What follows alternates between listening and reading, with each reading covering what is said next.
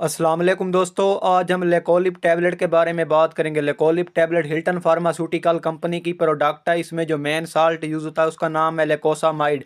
लेकोसामाइड एक anti epileptic drug है और इसको पार्शियल सीजर में इस्तेमाल किया जाता है और इसको 17 साल से ज़्यादा उम्र के लोग इस्तेमाल करते हैं। छोटे बच्चों में ये मेडिसन कॉन्ट्रा इंडिकेटेड है, यानी इसको छोटे बच्चों में इस्तेमाल नहीं किया जाता। ये मेडिसन पार्शियल सीजर में इस्तेमाल की जाती है।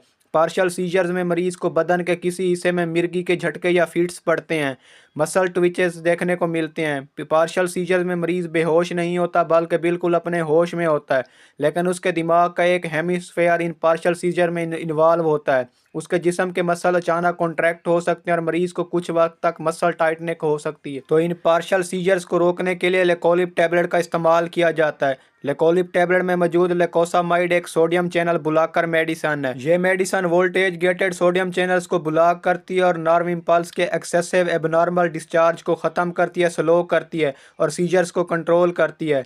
लेकोलिप टैबलेट के अगर ड्रग ड्रग इंट्रैक्शंस की बात की जाए तो अगर आप ऑलरेडी एपिलेप्टिक मेडिसन जैसा कि कार्बामेज़ेपिन, टेग्राल वगैरह इस्तेमाल कर रहे हैं तो उस सूरत में आप इस मेडिसन का इस्तेमाल ना करें। दोनों एंटी एपिलेप्टिक मेडिसन इकट्ठे इस्तेमाल ना करें। इसके अलावा ये मेडिसन छोटे बच्चों में भी इस्तेमाल ना करवाएं, क्योंकि ये मेडिसन छोटे बच्चों में सीजर लगवा सकते हैं, सीजर काज कर सकती है।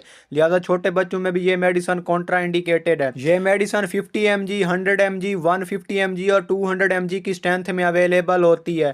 इस मेडिसन के अगर साइड इफेक्ट की बात की जाए तो इससे मरीज को डिजीनेस हो सकती है, चक्कर वगैरह आ सकते हैं, हेडेक हो सकता है, थकावट वगैरह हो सकती है, सुस्ती हो सकती है।